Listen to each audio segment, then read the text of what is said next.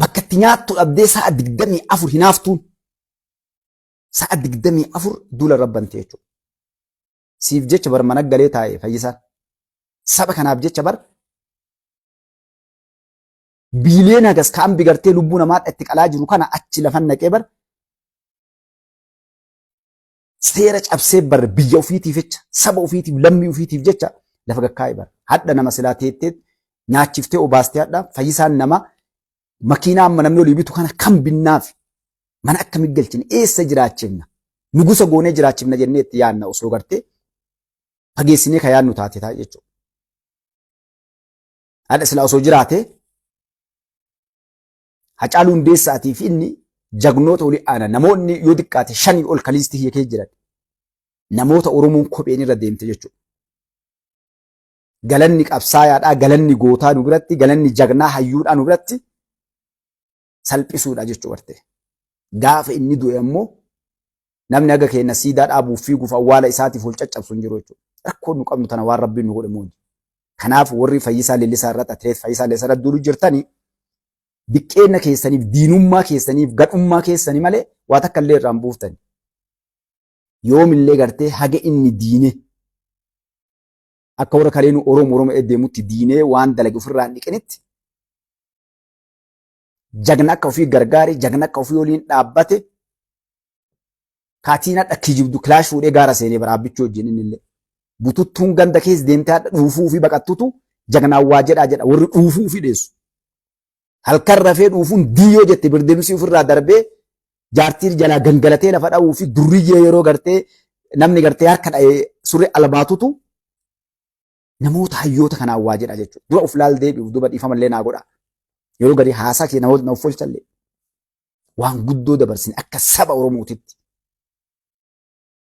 Mee dhiiraati gabbayi feetu shan misa waliin ta'e gabbaa akka mee baay'ee dhaabadhu irra gartee harka tumtuuf. Nafxanyaaf TPLF nurra deebisu mee dhaqee jarmoojjiin dhiira dhaabbadhu ati gabbayi guyyaa takka. Mee akka dhiiraa gabbayi waa dubbadhu warri intarneetii duuba teettee ilma saba Oromoodhaa waliin ooftu. Qabsoon isin hadha irraa dhiichistan bar wareegamaan dhuftee qoshaashota. Dhiiga namaa itti gannadhee ballafee itti cabsitee Oromoon ijatti baqxee shamarran teenetti gudeedamtee bar haawuleen teenna jaartii ganna 70 muka kortee bargartee shira shaneedhaaf zinaa shanee dheefaban. Wanni nutti hin kafaleen jiru qabsoo uummata Oromoodhaa. Harka harma itti cinne warra isaan nuuf fiduuf isaan dura deebisuuf Jawaar Maammadolii lafa dhiittanii wareegama namuun kafalle itti kafalle nu. Jagna itti dhabne, hayyuu itti dhabne, beekaa itti dhabne, abbaa qabeenyaa itti dhabne, xiqqaa guddaa itti dhabne gartee beekaa wallaalaa. Waggaa 170 dabre kana bar takkaa mana galleen teenne sabni Oromoodha. Wareegama kafalaa ture, qabsaa'aa ture. Bututtuu akka wannaadhaa gartee waan yoo namni harka waliin dha'ee surree albaatutu gabbahee nama qeeqaa jechuu gartee. Isin gaadhaa baadhiisaa jedhan namni nukkufle. Sareen badduun saree gara ofii nyaatti jedhan. Ibar sareen diidaa yoo dhufte saree diidaa dhufte kasilaa gamtaan sariin gandaa ofirraa deebiftu sareen dayyuusni as garagaltee saree ofii ta'e waliin gartee ganda keessa waliin jiraattu nyaatti jechuudha.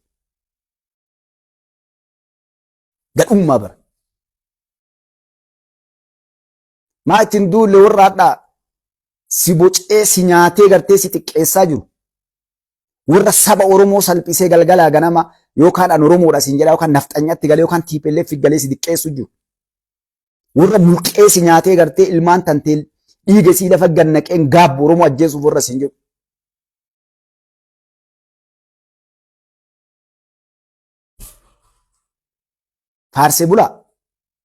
Faarsee bulaa namaan jette ammoo faarsee bulaan si gadheen gartee jagna ofii hayyuu ofii irratti duultu. Mee takka nama yaraa irratti isinii duultanii argee bari yaraa iyyuutti duuluu hin qabnu yarama Oromootu.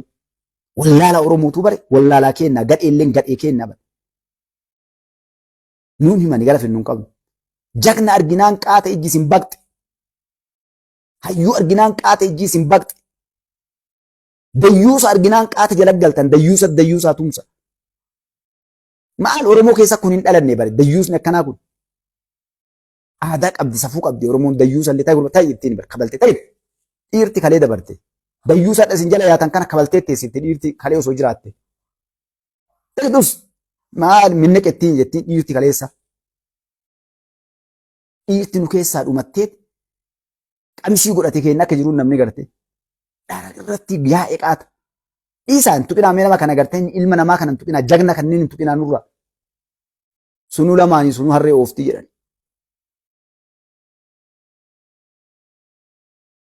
Safuun kalee abboonni keenya akaakayyonni keenya dalagan mataan nu deebitee nu hadha salphannee nama waliin nu galchu jagna tokko.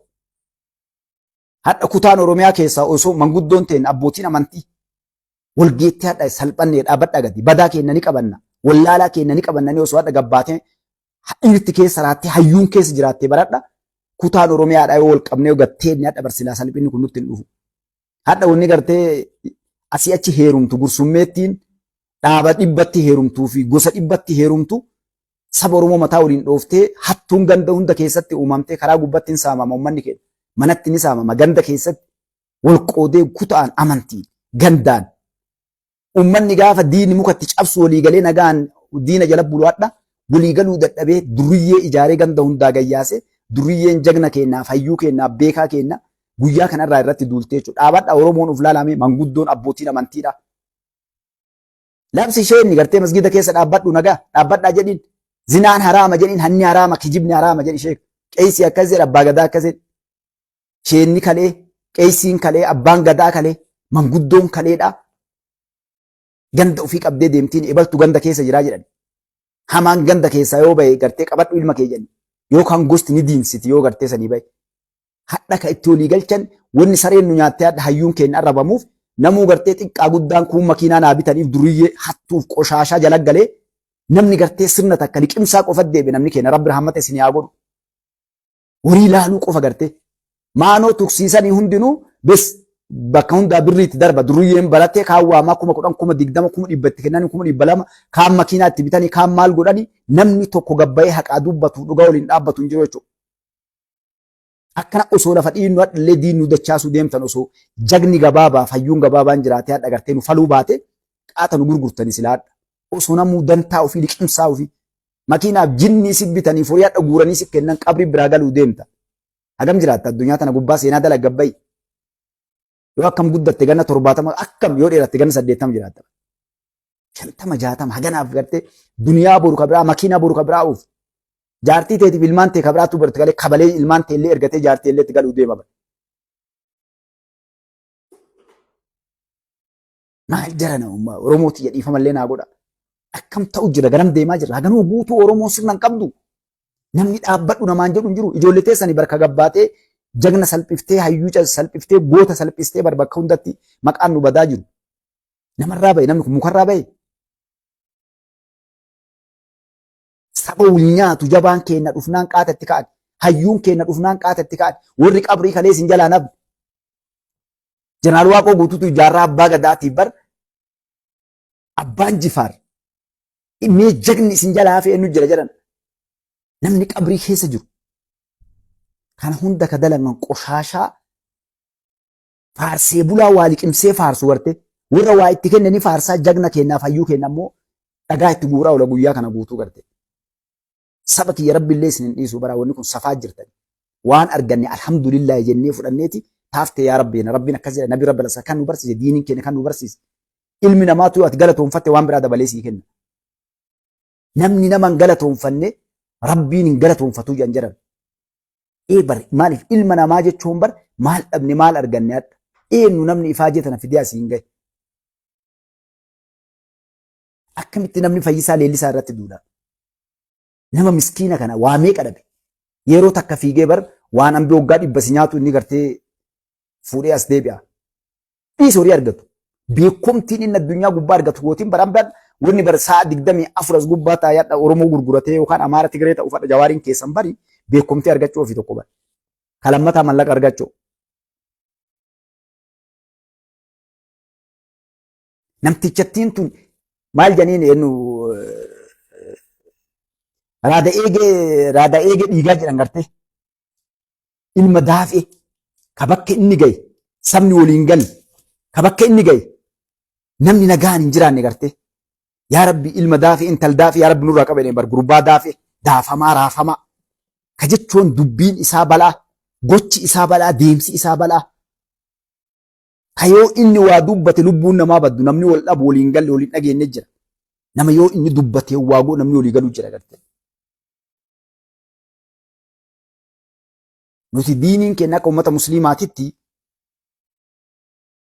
hamtuu yoo garte yoo ka harkaan dhorki yoo jagna taate kaakun yoo rijaala taate hamtuu garte bara amantii ta'es wama fedhetti waan waa balleessu yoo agarte yoo ka harkaan dhorgisu yoo rijaala taate kaagarte abbo boksiin ani jana keessaa baasanii badaana ajjeesanii na kabalanii ni xiqqaadhaa ni salphadhaa eekkasitu jira beektaa maal tachi nu dhaabe abbo lakki ibar waan badu argu jira barinni abbo yoo san dubbadhe akka jenna xiqqeessanii na arrabsanii bakka salphinaa protokool eeggata inni garte akkasiin kaamanuu eenyu dhufee dhorga hamtuu dalagamte si kanaaf yoo hamtuu garte jagna yoo taate harkaan dhorgu yoo onneen si hanqiftee sombaan kaafuura baafattu gartee cinaa tokko 50 sombaan 50 onneedha yoo kasossootu afaaniin dhorgi abboo dhiisi jedhiin waan san hamtuudha gaariin nama miitii dhiise dhiin sirriin jirtu karaan jirtu dhaabbadhu jedhiin yoo san dadhabde hoo baqadhu achi keessa hijiraa ba'uun amma dhufte kunu waliin halaakamee guyyaa qiyaamaa agartee maan dubbatin yoo harkaan dadhabde maa afaaniin hin dubbatin san mara dhabdu godaan achi keessa waliin si fuute jechuun balaa wanni galte sun. Kanaaf akkas inshaallah irraa bu'aa dhawaataan nu nyaachuu deemtan kana kalee acaaluu nyaattanii adda fayyisa isin hafeemi ofirraa isin dhoorka innu shaneenuun dadhabde isiniin leenca kaadha isin hamattan bar dayyuusni hunda taa'ee hamatu asirraa ka'ee bar kuunnoo gartee ambuu dhaqee makiinaa oofate karaa gubbaa lafa shaneen namni keessa bahee hin galle jagnummaan san caalti jedhu dhiyooma tanaa baraa. Kanaaf akkas inshaallah na uffolchaa mee warri gartee galgalaa ganama hojii nuu kennitan kun dhaabbadhaa homaa fiduu hin dandeettani ufumaa lafa dhiittani. Homa takka hin dandeettani adda dhiira hin dandeenye araa kiiloo jira osoo waan feetan gootani. Hambi olii galee nafxanyaaf TPLF fi baandaan keenya warri harreen gartee fe'aa baratte olii galanii wattakka buusuu dadhaban gartee wattakka. Shaabiyaaf TPLF fi faannoo fi isin walii galtanii wattakka buusuu dadhabdani. Wanni takka hin faajina yeroo teessan illee gubina. Osoo waa fide Jawaar Maammattu waa fida. Bakka 100 heerume. Shanoo ta'ee, Kaafaa'oo ta'ee, Gimboo Sabaattii ta'ee, Faannoo ta'ee, Shaabiyaa ta'ee, Ijiptiin ta'ee, Soomaalee ta'ee, Faarsaa dhaqee si achi deemu Miliinikiin ta'ee, Hayila Sillaasee ta'ee, Dargii ta'ee. Warri galee akkana Oromoon gartee sooqiddaa hundaanii taati. Uummata qoshaashaa akka Oromoo kanaan agarree an Oromoo ta'eetii miti. Kana caala maal isiniin jedha? Ani Oromoo miti isin jedha Jawaar Maammat. Tasallee harkaa baatu dhugoma himate. Kanaaf badha isa seena kaa gaarii inshaallah. Jawaar Maammat waan jedhu anatu fincila an kaasetu doktoroota nu gabbaafnetu sodaachisee fulbaanaa asitti mindaan akka dabalamu godhee jedha jechuudha. Namtichoo Gaashi Jawaar waan gootu qabsoo teena irraa nurraa gori Oromoo irraa nu gori biyya teena irraa nu gori yoo Itoophiyaa taatee eeka Itoophiyaa sirraa mulqinu osuma dhalattee guddatte akka ilma namaa biyya kana kee jiraatte yookaan gabbayyi akka dhiiraa waa dalagi gurguradhu uummanni sirraa bitatu. Eessummaan tantee Amaara nurraa galteemi kana aanu warretteemi achi galii akka dhiiraa dalagi kootu muummicha ministeeraa si goonaa filamta. Maal goota lafa dhiitta? Yookaan as gori yookaan achi gori. Arraba muummicha ministeeraatiif inni bes nyaatamee dhumatee gogee dhumatee nama fakkaatu osoo hizdi in jedhu osoo jedhu osoo ittan bara osoo ittanu halkan irraaf osoo gangalatu dhaabbichuun akka gara taayitaa dhufe maal jedheen nun dandeettanii taa'aa gaastiriik isin qunca'ee isin dhumataa dhiiga isin danfaa taa jedheen akka dhufeeni bara namni nama hinaafu hizdiin haasin wallaahi jecha dhaabbichuuti namni nama hassadu jedhu garta akkallee naquu ni dalayna warri jedhu dhiigni isin danfee sukkaarri isin qabee mataan isin addaate jecha dhaabbichuuti kunoo hojii nagarraadha. Gurbaan bareedaan boorri akka jiru suni jaarsa ganna 100 fakkaataa maali beekta jedha nama ittana inni waa godhuu hin danda'u gubate.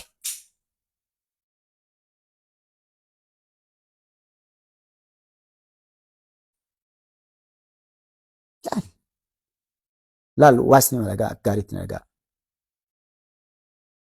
Zabanni zabana shira dalaganii dayyuusni goota tahee wallaalaan beekaa tahee kan namni quba hin qabne wal ijaaree dhufee biyya bulchuu miti amma. Zabana jagna yoo taate jagnummaan dhuftee hojiidhaan teknooloojiin si himaa. Hayyuu yoo taate hayyummaan dhuftee teknooloojiin ragaa si bayaa. Eka uummanni si argaati bara waan goote mee maal akkanaa qabdaa eenyu ati kan